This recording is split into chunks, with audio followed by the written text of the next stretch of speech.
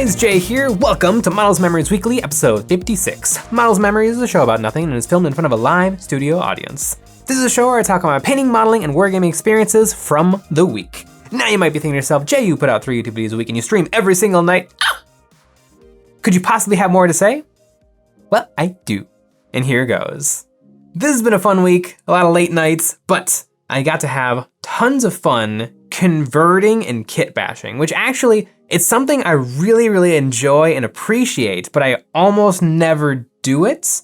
A lot of the times I don't do it because I just kind of like Games Workshop kits. I like how they look, I like how they represent the lore pretty well, and so usually I'll just build stuff kind of according to the instructions with just a little bit of extra flavor. Maybe I'll go through my bit bin and add on a couple of extra pouches or pockets, or I'll do something a little bit different with the painting, but it's actually pretty unusual for me to alter or add to kits in any sort of a dramatic way, even though when I'm online looking at like Instagram and Pinterest and Facebook and I'm looking at people's models, the models that always jump out at me and like I screenshot or I really just scrub through and look at is always the stuff that have like lots of conversions and they took it and they really ran with an idea. And this week I actually kind of got to have an idea and run with it, and I used a product called Oyumaru. And this is a product that a lot of people might know as Blue Stuff. Green Stuff World sells a product called Blue Stuff, which is this. It's a Japanese toy called Oyumaru, and it's a thermoplastic, and it's rubber. It's really flexible and bendy and bouncy. But if you put it in hot water, it becomes a goo, and you can shove it onto things and make molds. And it's super simple and easy to do.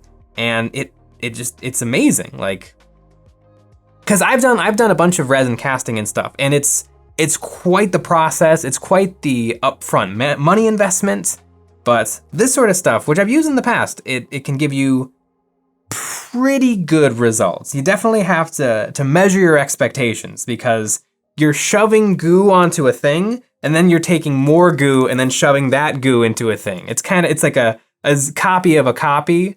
It's like how the teacher's copy of the homework looks really nice, and then your copy looks really bad, because it's a copy of a copy of a copy of a copy. But Green Stuff will totally help. Like if you want to take a Space Marine and you take one Interceptor Space Marine, you carve off the Imperialis, and then you put on like a World Eater's fangs. And then you take your Oyumaru, you heat it up, you squish it on there, and then you can just shove in your Green Stuff, super glue it to his chest and pull it off, and you're gonna get a pretty close replica of what you had originally created. So I think Oyumaru is an amazing, wonderful tool. And if you purchase Blue Stuff, it's quite expensive, but if you purchase Oyumaru, you can find it for very cheap. I think I bought several packages of these things for like $3. It's great. And it takes to Green Stuff really well, but I would love to run some experiments using some different methods. You can't really use classic 2-part resin because it heats up and this is activated by heat. I've actually made some props before for a costume where I poured hot resin into these, and it sort of worked, although I had one where literally this turned into a bubble and it popped in the molding process. But I would love to try some UV cure resin. I think Green Stuff World actually makes a UV cure resin product, and a few companies do.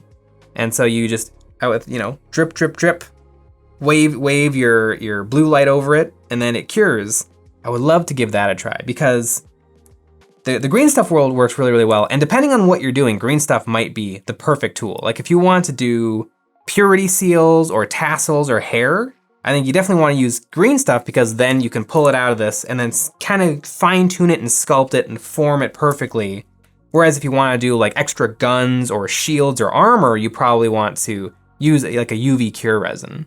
But there's a lot you can do with Oyumaru, and I think going forward, I'm gonna try to work in a little bit more kit bash and conversion, because when I look at my models behind me and I'm just perusing them and staring at them, the models that stand out to me are the models that I kind of tried a little harder on.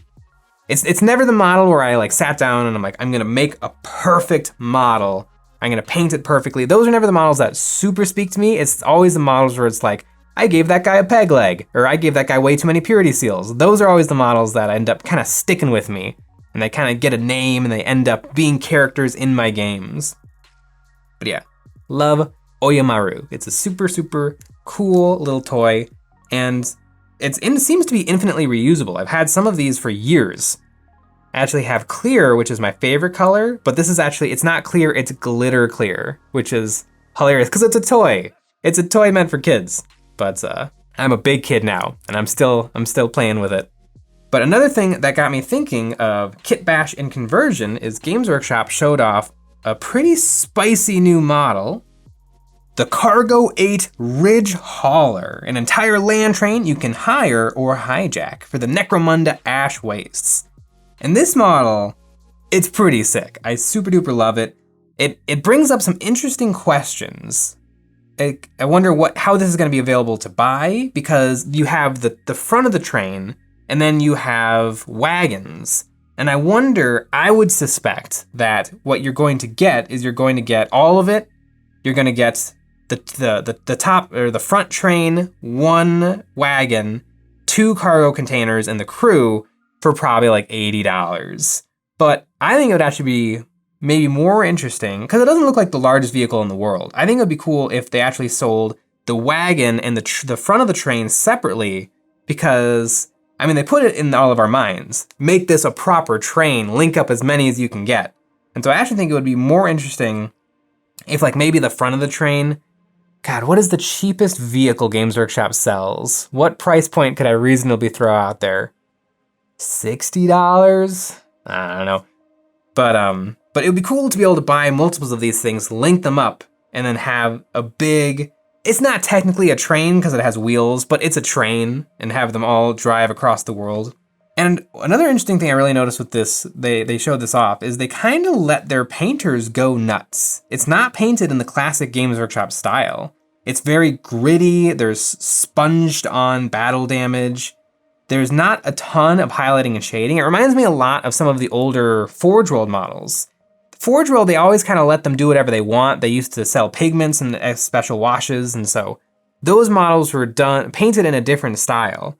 And you can still see that here and there in the 30K line, where it's just painted not in the classic Games Workshop style, where you have bright, poppy colors, really, really kind of obvious battle damage. Like they painted a perfect little scratch, and then they edge highlighted the scratch, and then they shaded the scratch, and it looks really objectively nice. But I feel like it to some extent it doesn't actually look as nice as if you just took a sponge with some brown and just went.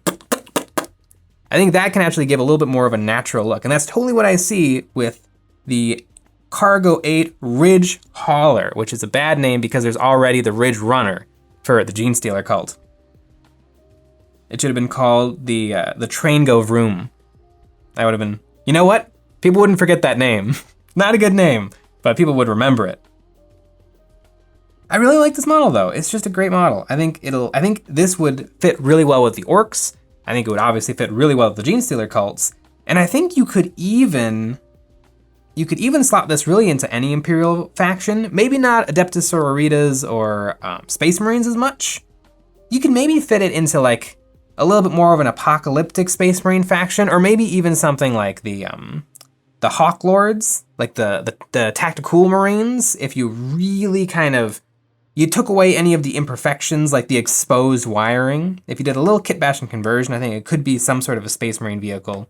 Because there's tons of stuff for the Space Marines that aren't actually represented by a Games Workshop model. Like when a Space Marine Legion shows up for battle, there's, 200 Space Marines, and then probably thousands and thousands of Imperial soldiers and mechanics and crew members and auxiliary support vehicles and landers and loaders. And I don't know if the Space Marines don't need that to be represented, but I think if you wanted to, this would be a really, really cool way of doing it. It's kind of like in Star Wars, like how did the AT-ATs get to Hoth? There must have been these giant ass spaceships that flew down from the Star Destroyers and deposited the AT-ATs. Although what would have been funny is if they were dropped from orbit like drop pods, and you just see the AT-AT with its long camel legs just, and then it walks up to Echo Base. Where was I? But yeah, Space Marines there's tons of behind the scenes at Space Marines, and I think that would be one way that this is sort of fit in. I mean, this would be a great get just as some terrain. I know Games Workshop just came out with, or not just came out with, this older terrain, but the cranes and cargo haulers, like I love that sort of stuff because it kind of turns the world of 40K it makes it more realistic. Like I know we've all seen the classic destroyed, ruined, churchy Gothic cathedrals, and it sometimes feels like that's all 40K is just a million completely abandoned, bombed out church-looking buildings, but presumably, there's cars to get people around, bus stops, public transportation, cafes. Like, presumably, these worlds are lived in. And I think that's what Star Wars does so well, is because, you know, you've got the director and the writers, you know, doing the movie, but then you've got all of these little background things. You got some bum sitting in a corner. You've got some weird lizard thing that's just off to the side, and all of those little details help to kind of make the world feel real and lived in. I mean, that's kind of what Star Wars invented, a little bit. I know it's from Buck Rogers and other things, but Star Trek is very precise and clean, and Star Wars is very kind of gritty and rough and tumble. It's a Western, it's a samurai movie. And I think this Necromunda Ash Wasteland vehicle is kind of helping to flesh out the world of 40K a lot.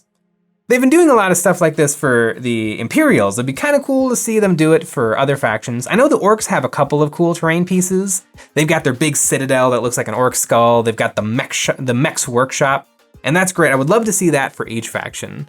Although I believe they just discontinued the Genestealer Cult mining drill, which was actually a really, really cool terrain feature. The only problem with it was really expensive, so nobody bought it.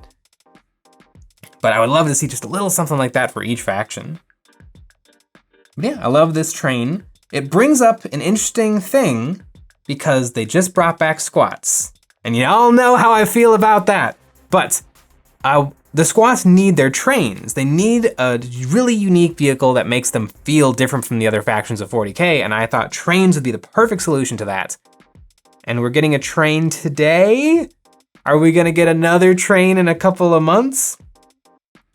I mean, you don't want to do trains too often and for too many different factions. So, but the squats trains, they could totally do them in a different way, because this is almost not a train, it's like a car. Where the squat trains can be like really sleek and angled and got nice curves, very like Snowpiercer train.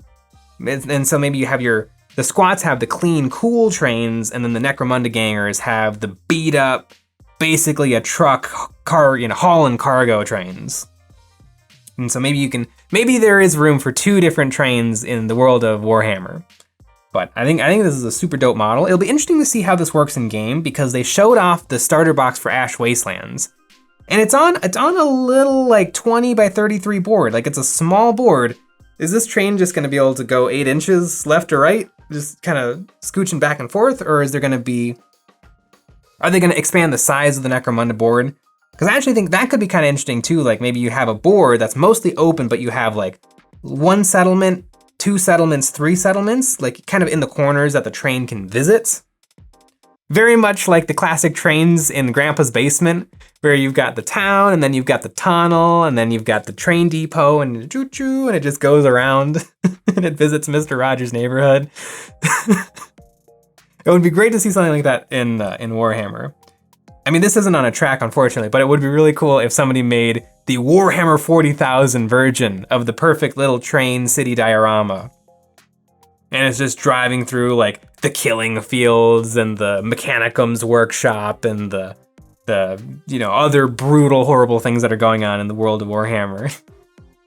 Yeah, just a super, super dope model. Ash Wastelands looks really, really cool. I hope it's not too different from Necromunda. I would love to get into Necromunda. It looks like a super duper fun game. Super duper pooper duper. I can't wait to see what they do with the Ash Wastelands, because I kind of hope that it's the same exact thing as Necromunda, just with kind of different models. I don't want at all different rules or anything, because I would love to get into Necromunda. It looks like a really fun game, and so I don't want it to be a situation where it's like, okay, so you can get into Necromunda, and then, there's gang wars and stuff, and then you can if you get the expansion, then you can get into Ash Wastelands, and some of the rules for Ash Wastelands don't work in regular Necromunda. kind of like how I feel like the expansions to Kill Team 2018 kind of ruined it, Elites and Commanders, because and Elites, Commanders, and Arena, because you all of a sudden had 4 different versions of the same game where sometimes like, oh, do you want to play Kill Team? Sure. Can we play Commanders? Well, I don't really have a Commander. I don't want to play Commanders, but can we play with Elites? Because I have a bunch of Elite units. And it's like, well, I don't have Elite units. I just wanted to play Classic Core Rulebook. It's like, well, the Classic Core Rulebook, though, you're playing Space Marines, and Space Marines really suck. So maybe we play Arena because those are the more balanced rules. It kind of ruined it by taking the game and spreading it into little chunks. I hope that whatever rules they come up with for Ash Wastes is regular Necromunda, just with more cool things to take. You know, maybe 1 paragraph of train rules. That's the problem Games Workshop sometimes gets themselves into with rules, is they go way too far, when in reality, they totally could just keep it really simple. It was the biggest problem in like 6th and 7th edition, where holy cow, there was a whole 2 pages dedicated to explaining to you exactly the 12 steps of ramming something with a vehicle. So glad that they fixed it in 8th edition and just let vehicles attack units. And usually they have like a really poor weapon skill to represent how not precise a vehicle running into something is. I love it though, just a really, really cool vehicle. And speaking of things I love, my Malifaux Showgirls Arcanist Performers are one of my most prized possessions. I love these models. I think they're the best thing I've ever painted. And Malifaux, oh, those Malifaux, they're just dragging me in. Wyrd. They're having an Easter sale where if you buy a certain amount of product, you can have access to a unique Easter model, and I'm super duper lucky because they made a model for me. It's for my particular faction in Malifaux. It is an alternative Angelica, and the regular Angelica model is really, really nice. It's a little older, so it's a little bit on the small side of things, and so that's another reason why I would love this alternate sculpt model. In classic Malifaux fashion, it's kind of like a fun take on a real thing, a magician pulling a rabbit out of a hat, but in this case, it's the rabbit pulling Angelica out of a hat. It's absolutely adorable. I super duper want this model, and so I'm willing to spend the money to get the free model. But this isn't just a classic case of FOMO though, where it's like, oh, I gotta buy a bunch of Malifaux right now to get the model. Well, it is that, but Wyrd actually did it in a really, really cool way, where you don't just go onto their website and buy the models. You actually go to a local game store and buy Malifaux models, and then send them a picture of your receipt for the month of April. And that is super cool because it supports local game stores. Of course, you know, it does trickle down and help Wyrd because, you know, maybe it helps more game stores get their product, or more people are playing the Wyrd games at the game store, and so it all trickles down back to them. But I think it's really cool. I think it's really cool to offer such a unique incentive for people to enjoy their local game stores and spend money and support them. I think it's really, really great. And they don't just have Angelica. I think if you spend even more money, you get access to a bunch of different models. And this is kind of what Wyrd does. They have a lot of alternate models. They have a lot of alternate sculpts. I think it's really cool. Every model Wyrd makes is kind of a banger. I love the whole like Gothic, Victorian, steampunk, early America aesthetic. It's so nice and interesting looking. And whatever you want is out there. If you're like, I really like vampires, but I also like zombies and underwater. Yep, they have that faction. Anything you can imagine. It's super, super cool. And I think for me, I'm definitely gonna be picking up a box called Hush. It's a really, really cool box with a bunch of really scary, creepy looking, but very well-dressed and dapper fellas. And that's kind of what really, really draws me to Malifaux. I love the juxtaposition. You've got creepy and scary, but you also kind of have like stylish. It's really, really nice. Because sometimes models can feel a little blatant. Like it is what it is, a space marine, if you will. But I really like how the Malifaux models, they take something and then they kind of play with it. You know, the showgirls are mannequins. They're classic mannequins that you'd stick pins in, but they've come to life and they're dancers and they have giant, sharp, deadly sickle blades on their arms. You know, they're the magicians, they have doves in their act that explode and fly out of things, but the Malifaux doves are these intricate clockwork steampunk doves that fire off into the air on rockets. I love Malifaux. I really wish I got more opportunities to play it, and I love my Malifaux Arcanist performers. They're super duper lemon pooper. They're great, love them. And it's just fun to work in a different scale. Games Workshop is in 28mm, and then Malifaux is in 32. Although Malifaux models are actually often smaller than 40K models because Games Workshop works in a heroic scale, and so everything is a little bit bigger than it should be, and obviously like hands and weapons have been inflated, where with Malifaux it's like, holy cow, that necktie is the size a real necktie should be, and so it is just a tiny sliver. How am I gonna paint it perfectly and get some cool stripes going in there? But then you do it and you discover new things about painting and brush control and how to work with really, really tight tolerances and small details. So I am perfectly happy to throw more of my money at Malifaux, especially if it gets me a really, really cool, unique model. I haven't painted Angelica yet, so it'll be great to have the alternate sculpt to put into my lovely box. And knowing me, I'll probably end up tracking down a lot of the other alternate sculpts for a lot of my characters. I know they just came out with a pre-order, I believe, for a box that comes with a bunch of alternate sculpts for models, and one of them is Colette Dubois. I have Colette Dubois in her performing outfits, but there's a new Colette Dubois that comes in like an explorer's dress, because the thing of this group is that they're a traveling troupe of performers. They're sometimes traveling and sometimes they perform at the Star Theater, but their whole thing is that they steal magic. And so I love the idea of Colette just, sitting on a train, minding her own business, not trying to stand out. And then, she's just got a briefcase full of stolen magic. She's trying to smuggle places. It's so much fun. Malifaux is a really, really cool game, and great name, Malifaux. It's bad, it's mysterious, I love it. It ain't no Aeronautica Imperialis. Hey guys, do you wanna play Malifaux with me? It's like, oh, that sounds like a fun word to say. Do you wanna play Aeronautica Imperialis? No. It's too many fake Latin words in a row. Bad name. It looks like a fun game, but bad name. That is what I worked on this week. It has been a long week of working on videos, but the one thing keeping me going was the Friday night Patreon-only live streams.